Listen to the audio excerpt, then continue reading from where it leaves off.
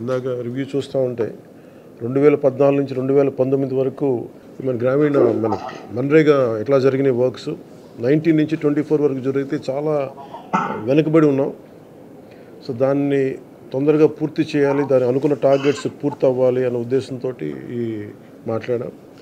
ఒకే రోజు ఈ గ్రామ సభ తీర్మానాలు చేయాలి అనేది చాలామంది కోరిక. ఇది పంచాయతీరాజ్ వ్యవస్థలో గ్రామ పంచాయతీల నుండి జిల్లా పరిషత్ వరకు పటిష్టంగా ఉన్నప్పుడే నిజంగా మనం అనుకున్న అభివృద్ధి ముందుకు తీసుకెళ్ళగలుగుతాం.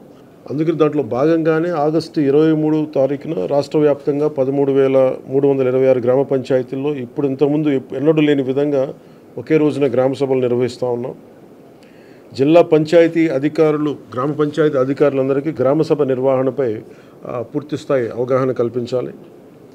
గ్రామ సభ సమాచారాన్ని కనీసం 2 రోజుల ముందుగా టామ్ ద్వారా తెలియజేయాలి. ఈ గ్రామ సభలు అర్థవంతంగా నిర్వహించాలంటే గ్రామస్తులు, ప్రజాప్రతినిధులు, అధికారులు అది మనస్ఫూర్తిగా పాల్గొంచుకోవాలని కోరుకుంటా ఉన్నాం.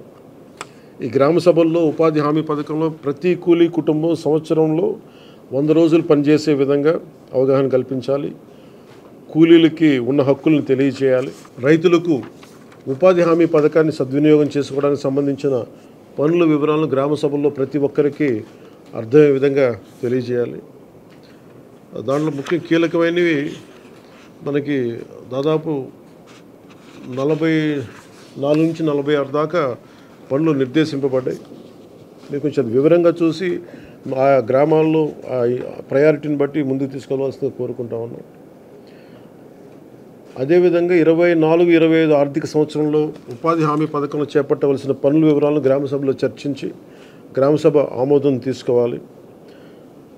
ఇది ప్రత్యేకించి గత కొన్ని సంవత్సరాలుగా మేము క్షేత్రస్థాయిలో తిరుగుతున్నప్పుడు మాకు అనిపించింది ఏంటంటే గ్రామ సభ అనేది ఒక నామకే వాస్తేలా అయిపోయింది. దీన్ని నిజంగా గ్రామ సభ అలా జరపాలి. ఇది ఏదో జరిపామని కాకుండా నిజంగా అన్ని వర్గాల ప్రజల్ని ఆ గ్రామ సభలో పార్టిసిపేట్ చేసేలాగా మీరు కొంచెం చర్యలు తీసుకోవాలి. ఉపాధి హామీ పథకంలో చేపట్టే పనులు పేద కూలీలకి, రైతులకి, గ్రామానికి ఉపయోగపడే ఉత్పాదకత పెంపొందించే ఆస్తులను నిర్దేశించిన నాణ్యత ప్రమాణాల ప్రకారం పూర్తి చేయాలి.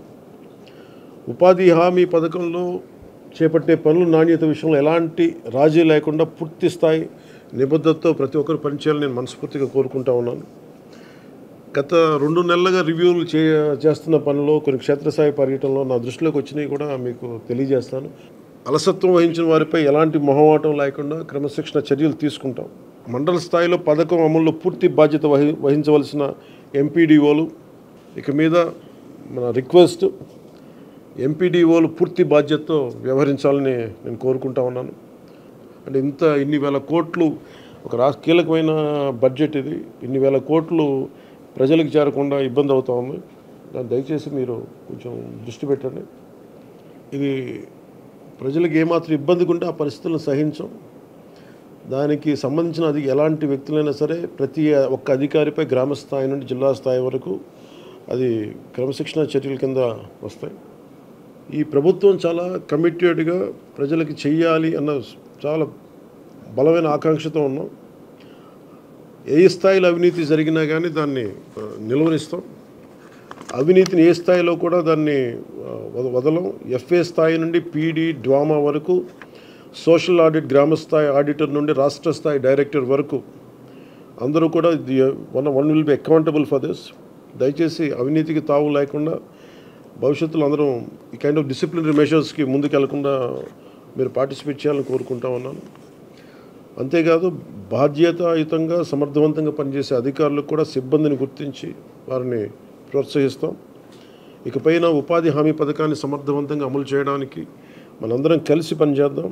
పథకం అమలులో మన రాష్ట్రాన్ని దేశంలోనే మళ్ళా మొదటి స్థానంలో ఉంచడానికి కృషి చేయాలని కోరుకుంటా ఉన్నాను.